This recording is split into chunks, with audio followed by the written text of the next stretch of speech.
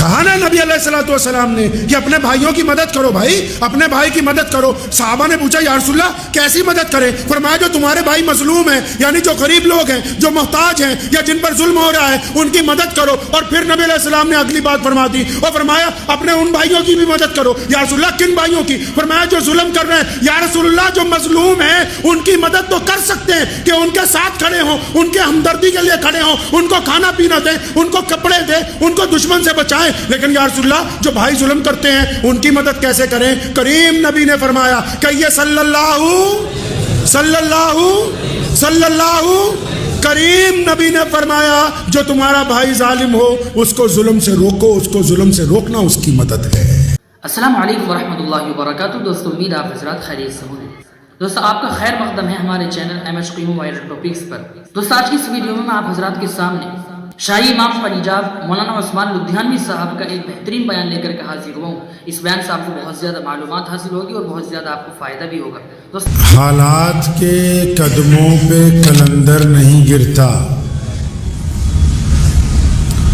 حالات کے قدموں پہ کلندر نہیں گرتا، ٹوٹے بھی جو تارا تو زمین پر نہیں گرتا،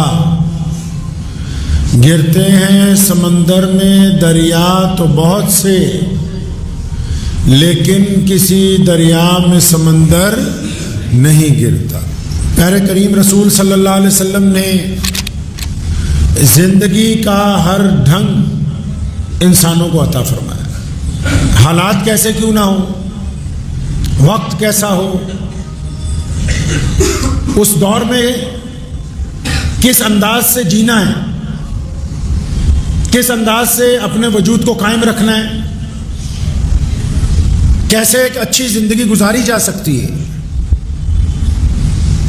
ایک باوقار انسان کیسا ہوتا ہے، غیرت کس کو کہتے ہیں، انسانی حمیت کیا چیز ہے، یہ تمام باتیں پیارے نبی علیہ الصلوۃ والسلام نے انسانوں کو سمجھائی۔ کیونکہ جب کوئی بھی انسان پیدا ہوتا ہے تو ظاہر سی بات ہے جس انداز سے اس کی عمر آگے آگے بڑھتی ہے، حالات جو ہیں وہ تبدیل ہوتے رہتے ہیں، جسم کی ہیبت تبدیل ہوتی رہتی ہے، موسم بھی تبدیل ہوتے ہیں، وفاداریاں بھی تبدیل ہوتی ہیں، رشتہ داریاں بھی تبدیل ہوتی ہیں، کاروبار کے حالات بھی تبدیل ہوتے ہیں، حکومتیں بھی تبدیل ہوتی ہیں۔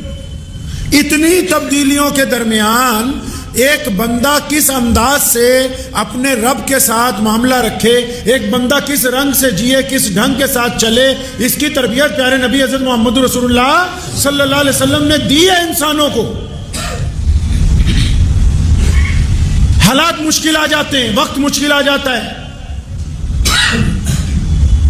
جب کسی پر کوئی مشکل وقت آتا ہے، چاہے وہ جسمانی طور پر ہو، چاہے وہ بیماری کا ہو، چاہے وہ کاروبار کی پریشانی ہو، چاہے وہ اولاد کی طرف سے پریشانی ہو، چاہے وہ عزیز و اقارب کی طرف سے دکھ درد کی بات ہو، چاہے پھر وہ مخالفوں کی طرف سے ہو، چاہے وہ کسی ایک ملک کی دوسرے ملک کے ساتھ ناراضگی ہو، کیا کرے انسان اس وقت جب وہ گر جائے پریشانیوں میں، دکھوں میں، تکلیفوں میں؟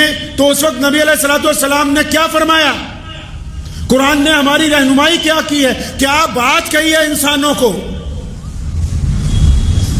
ٹھیک ہے کہ جس بندے پر مصیبت آئی، پریشانی آئی، دکھ آیا، جس مرد اور عورت کو تکلیف پہنچ رہی ہے، یا جس ماں باپ کو تکلیف پہنچ رہی ہے، یا جس بڑے آدمی کو یا بچے کو تکلیف پہنچ رہی ہے، وہ ٹھیک ہے تکلیف تو ہے، حالات سازگار نہیں ہیں، معاملات اچھے نہیں ہیں، یا جسمانی طور پر پریشانی ہے، تو اس پریشانی میں کرنا کیا ہے؟ اسلام کیا کہتا ہے؟ پیارے نبی حضرت محمد رسول اللہ صلی اللہ علیہ وسلم نے کیا تربیت دی ہے کہ ہمیں کس انداز کے ساتھ جینا ہے؟ کتنے خوبصورت بات کہی نبی علیہ الصلوۃ والسلام نے۔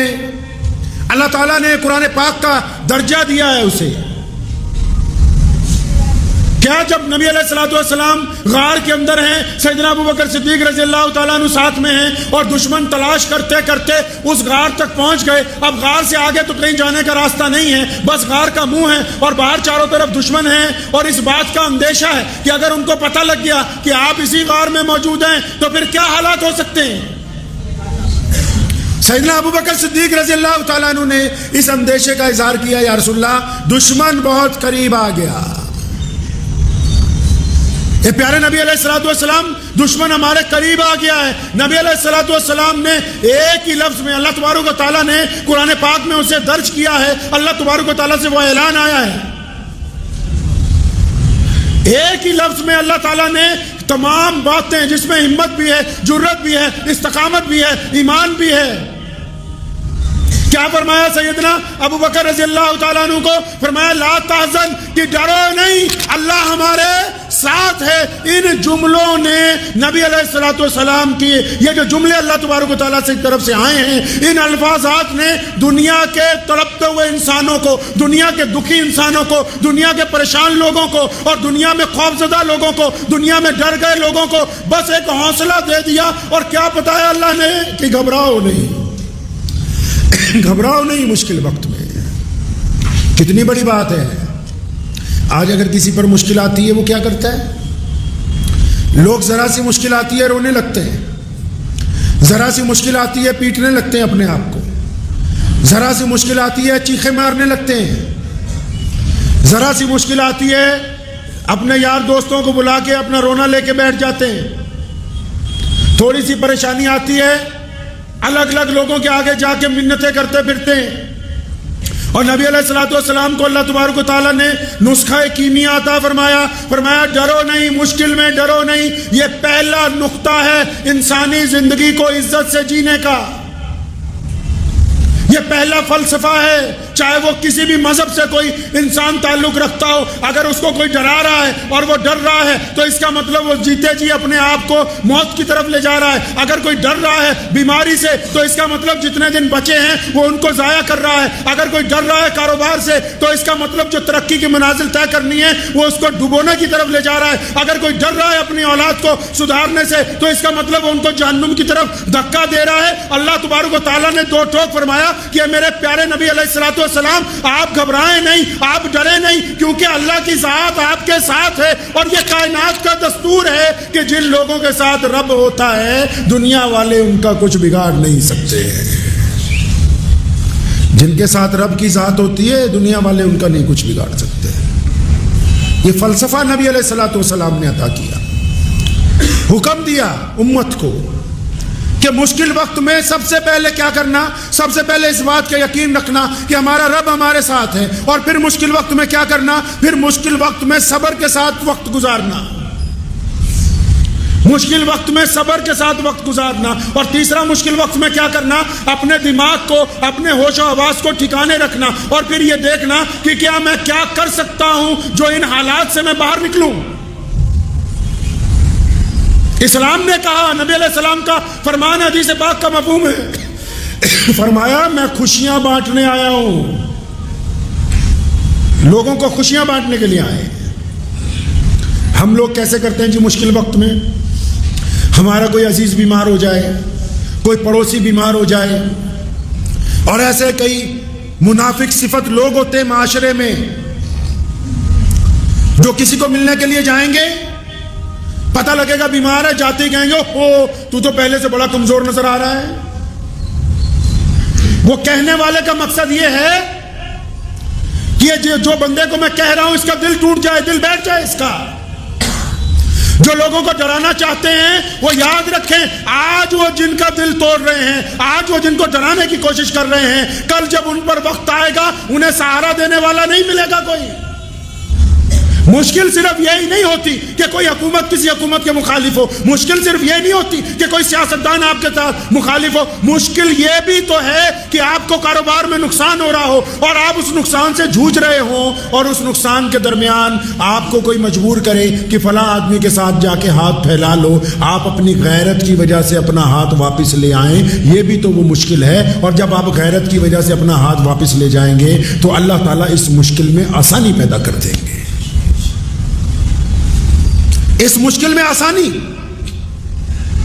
علامہ اقبال رحمۃ اللہ علیہ کا بیٹا لندن میں پڑھتا تھا، اس نے ابا کو چٹھی لکھی کہ مہینے کے پیسے جلدی ختم ہو گئے، آپ اگر کہیں فلاں آپ کا ایک دوست یہاں پہ رہتا ہے اس سے 100 پاؤنڈ ادھار لے لوں، اس سے کچھ پیسے ادھار لے لوں، پھر جب آپ بھیجتے ہی ہیں ہر مہینے، جب آپ بھیجیں گے تو یہ میں پیسے اس کو دے دوں گا. تو علامہ اقبال نے اس کے جواب میں پوری نظم لکھ دی، فرمایا خود ہی نہ بیچ غریبی میں نام پیدا کر. غیرت بیچنی بڑی بات ہے. لوگ اس کو معمولی بات سمجھتے کہ جس کے مرضی سامنے جا کے ہاتھ پھیلا دو، جس کو مرضی جا کے کہہ دو کہ میری مدد کر دے. ارے جس نے اپنے رب کو مدد کے لیے پکارا نہ ہو، اور پھر رسول اللہ فرماتے ہیں کہ جس نے رب کو چھوڑ کے بندوں کے آگے ہاتھ پھیلانا شروع کیا، فرمایا ساری زندگی مانگتا رہے گا، اس کی ضرورت کبھی پوری نہیں ہوگی. ساری زندگی مانگتا رہے گا.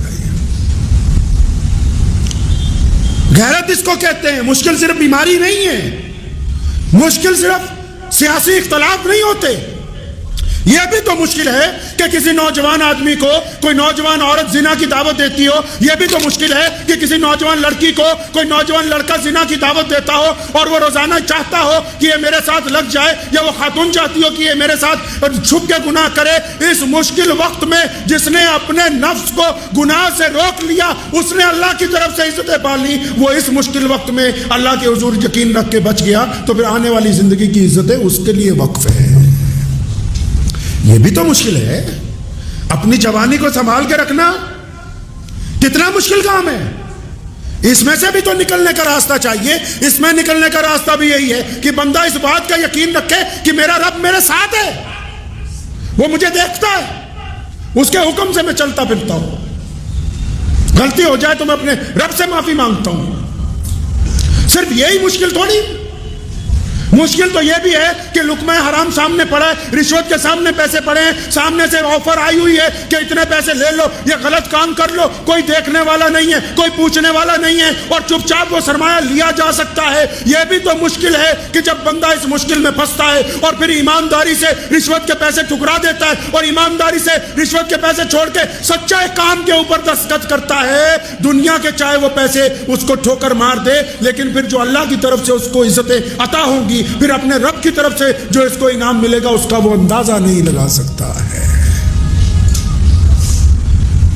کہا نا نبی علیہ الصلوۃ والسلام نے کہ اپنے بھائیوں کی مدد کرو. بھائی اپنے بھائی کی مدد کرو. صحابہ نے پوچھا یا رسول اللہ کیسی مدد کریں؟ فرمایا جو تمہارے بھائی مظلوم ہیں، یعنی جو غریب لوگ ہیں، جو محتاج ہیں، یا جن پر ظلم ہو رہا ہے، ان کی مدد کرو. اور پھر نبی علیہ السلام نے اگلی بات فرما دی اور فرمایا اپنے ان بھائیوں کی بھی مدد کرو. یا رسول اللہ کن بھائیوں کی؟ فرمایا جو ظلم کر رہے ہیں. یا رسول اللہ جو مظلوم ہیں ان کی مدد تو کر سکتے ہیں کہ ان کے ساتھ کھڑے ہوں، ان کے ہمدردی کے لیے کھڑے ہوں، ان کو کھانا پینا دیں، ان کو کپڑے دیں، ان کو دشمن سے بچائیں. لیکن یا رسول اللہ جو بھائی ظلم کرتے ہیں ان کی مدد کیسے کریں؟ کریم نبی نے فرمایا کہ یہ صلی اللہ کریم نبی نے فرمایا جو تمہارا بھائی ظالم ہو اس کو ظلم سے روکو. اس کو ظلم سے روکنا اس کی مدد ہے. ظلم سے روک دینا اس کو اس کی مدد ہے. اسلام نے انسانوں کو غیرت کا درس دیا ہے. نبی علیہ السلام نے طریقے واضح کر دیے. فرمایا نا کہ مایوسی کفر ہے. کفر کا مطلب جھوٹ ہے. مایوسی آپ نے کیسے طے کر لیا کہ آپ ساری زندگی غریب رہیں گے؟ انسان غریب پیدا ہو سکتا ہے، اس میں کوئی برائی نہیں ہے. انسان بنا پڑھا لکھا پیدا ہوتا ہے، اس میں کوئی برائی نہیں ہے.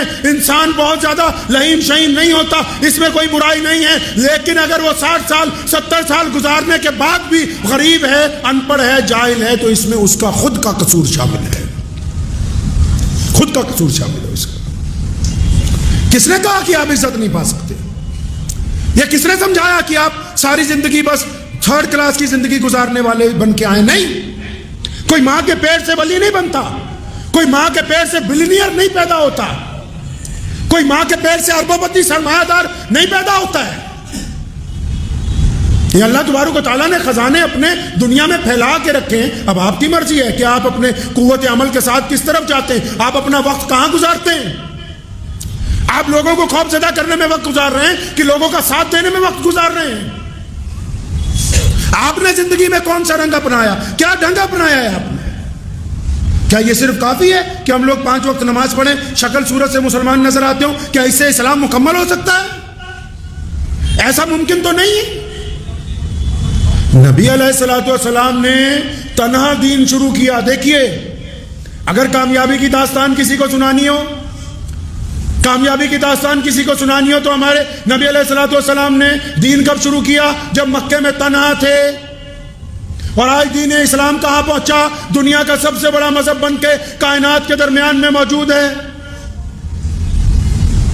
کیونکہ نبی علیہ الصلوۃ والسلام نے امت کو تربیت دی، انسانوں کو یہ بات سمجھائی ہے کہ اللہ نے جو آپ کو وقت دیا ہے اس کو عمل میں لے کے آئیں، اس کو کام میں لے کے آئیں. بیٹھ کے ہاتھ پر ہاتھ دھرے رہنے سے کسی کو کامیابی حاصل نہیں ہو سکتی.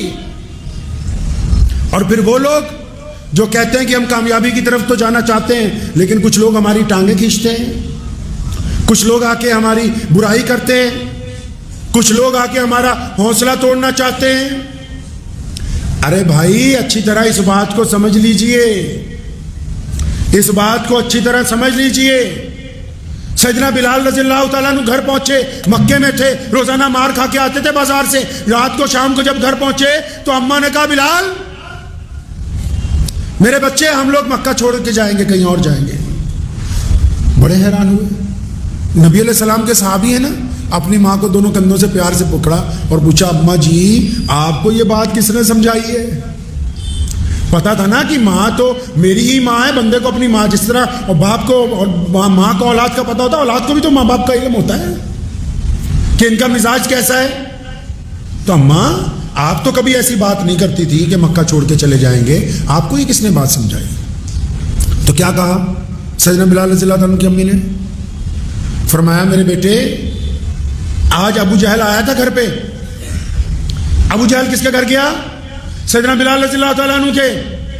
فرمایا آج ابو جہل آیا تھا. کون ہے ابو جہل؟ مکے کا گورنر ہے، چودھری ہے مکے کا. فرمایا عتبہ بھی تھا ساتھ میں، ولید بھی تھا. اچھا یہ بڑے بڑے شہزادے سارے ہی؟ اماں یہ تو ہمیں انسان بھی نہیں سمجھتے، یہ تو کہتے ہیں بلال کالا ہے، بلال حبشی ہے، بلال کے موٹے موٹے ہونٹ ہیں، بلال کو تو اختیار نہیں کہ ہمارے برابر سے چل کے نکل جائے اس پگڈنڈی کے اوپر جس پر ہم چلتے ہیں. اماں یہ سب لوگ ہماری جھونپڑی پر آئے تھے. ہاں بیٹا یہ سب لوگ ہماری جھونپڑی کے دروازے پہ آئے اور انہوں نے آ کے آج مجھ سے درخواست کی ہے. کیا کی ہے؟ آج دھمکی نہیں دی، دھمکیاں تو کئی سال سے دے رہے تھے، آج آ کے درخواست دی ہے کہ اپنے بیٹے کو لے کے یہاں سے چلے جا. یہ روز سڑکوں پہ محمد رسول اللہ کا نام لیتا ہے، ہم تو پریشان ہو گئے اس کو مار مار کے، یہ تھکتا ہی نہیں، بس تو اسے مکے سے لے جا. حضرت بلال نے اپنی ماں کو کندھوں سے پکڑا. فرمایا اماں جی اللہ اکبر، اس کا مطلب کہ ابو جہل نے، ان مشرکین نے ہماری طاقت کو تسلیم کر لیا ہے. آپ نیکی کا کام کر رہے ہیں، آپ کوئی اچھا کاروبار چلا رہے ہیں، آپ کسی غریب کی مدد کرنے جا رہے ہیں، آپ کسی بھوکے کو کھانا کھلانے جا رہے ہیں، آپ کسی ان پڑھ کو پڑھانے کے لیے جا رہے ہیں، آپ کوئی نیکی کا کام کرنے جا رہے ہیں، اور پھر یہ جو 3-4 لوگ بیٹھ کے آپ کے خلاف بکواس کر رہے ہیں، اس کا مطلب ساری دنیا میں سے ان 3-4 نے مان لیا کہ آپ ان سے بہتر کام کر رہے ہیں. وہ تو اس بات کی گواہی دے رہے ہیں کہ تو اب اچھے کام پہ لگ گیا ہے. آپ کو کس نے کہا کہ آپ اپنا دل چھوڑ دیں؟ مخالفت بھی تو اسی کی ہوگی جس میں کوئی بات ہوگی کائنات میں. جہاں سے سورج نکلتا ہے، جہاں ڈوبتا ہے، پوری دنیا میں جو بڑے بڑے، آپ فرانس میں جائیں، نبی علیہ الصلوۃ والسلام کے خلاف نعوذ باللہ کتنی بار کارٹون بنایا. ارے اللہ کے بندے، رسول اللہ صلی اللہ علیہ وسلم مکے میں پیدا ہوئے، رسول اللہ مدینہ منورہ میں آرام فرما ہے، فرانس والوں کو کیا تکلیف ہو گئی؟ پتہ یہ لگا کہ وہاں کی جو گندگی تھی، وہاں میں جو سماج کے اندر لوگوں کے ساتھ برائیاں تھیں، وہاں کے معاشرے میں جو عورت کی بے حرمتی تھی، وہاں کے معاشرے میں جو ایک دوسرے کی مخالفت تھی، رسول اللہ کا دین پہنچا ہے تو وہ چیزیں برائیوں سے اچھائیوں میں بدلنے لگی ہیں. اب جو برے ہیں ان کو تکلیف ہو رہی ہے. تو مشکل وقت میں لوگوں کی حوصلہ افزائی کرنے کی بجائے ان کی ہمت کو توڑنا یہ حرام ہے. قوموں کو یہ سمجھانا کہ تم کچھ نہیں کر سکتے، یہ حرام ہے. کسی کو یہ سمجھانا کہ تمہارے بس میں کچھ نہیں، تم ترقی نہیں کر سکتے، تم پڑھ نہیں سکتے، یہ حرام ہے. کسی کو یہ کہہ دینا کہ تیرا کام تو چل ہی نہیں سکتا، تو ساری زندگی ریڑھی لگائے گا، یہ حرام ہے کہنا. کسی کو کہنا کہ تیرا نکاح ہی نہیں ہو سکتا، تیرے بس کی بات ہی نہیں ہے کہ تو اچھی زندگی گزار سکے، یہ حرام ہے. کیا حلال حرام صرف نماز میں ہی ہوتا ہے؟ نبی علیہ الصلوۃ والسلام نے زندگی جینے کے ڈھنگ عطا کیے. تبھی تو کسی نے کہا نا کہ حالات کے قدموں پہ قلندر نہیں گرتا. قلندر وہی نہیں ہے جس کے دونوں ہاتھ میں 2 تسبیحیں ہیں اور جسم پہ کپڑے کوئی نہیں. وہ قلندر نہیں جو مشکل وقت میں رزق حلال کما کے اپنی اولاد کے منہ میں ڈال رہا ہے, یہ قلندر ہے. جو زنا سے منہ موڑ دیتا ہے, یہ قلندر ہے. جو دشمن کو اس کی اوقات بتا دیتا ہے, یہ قلندر ہے. جو بیٹی کے سر پر دوپٹہ رکھ دیتا ہے, وہ قلندر ہے. جو کسی غریب کے منہ میں لقمہ ڈال دیتا ہے, وہ قلندر ہے. جو کسی مظلوم کو اٹھا کے اپنی چھاتی سے لگا لیتا ہے, وہ قلندر ہے. آپ کو کس نے سمجھایا کہ جو قلندر تو وہی ہے جو سگریٹ کا دور لمبا سا کش مار کے زور سے کہے اللہ اکبر؟ وہ قلندر نہیں ہے, وہ بے ایمانی کر رہا ہے, خدا کا نام بیچنے کی کوشش کر رہا ہے. اسلام کی اصطلاح کو دل کی گہرائیوں سے نبی علیہ الصلوۃ والسلام کے طریقے کو سمجھ لیں. پیارے نبی علیہ السلام نے ہمیں یہ صفات مسلمانوں کو عطا فرمائی کہ دیکھو تمہیں بھیج دیا ہے اللہ نے اپنی امت بنا کے, اب لوگوں کے کام آنا, اب ہمدردیاں کرنا, اب مظلوموں کے کندھے سے کندھا لگا کے کھڑے ہونا اور مشکل وقت میں گھبرانا نہیں. اس نظریے کو بدل لیں کہ کوئی کچھ نہیں کر سکتا. اللہ نے آپ کو عقل دی ہے, تعلیم حاصل کیجئے. عقل دی ہے, بہترین کاروبار کیجئے. عقل دی ہے, مظلوموں کا ساتھ دیجئے. لوگوں کے سامنے پیارے نبی صلی اللہ علیہ وسلم کی تعلیمات کو واضح کیجئے.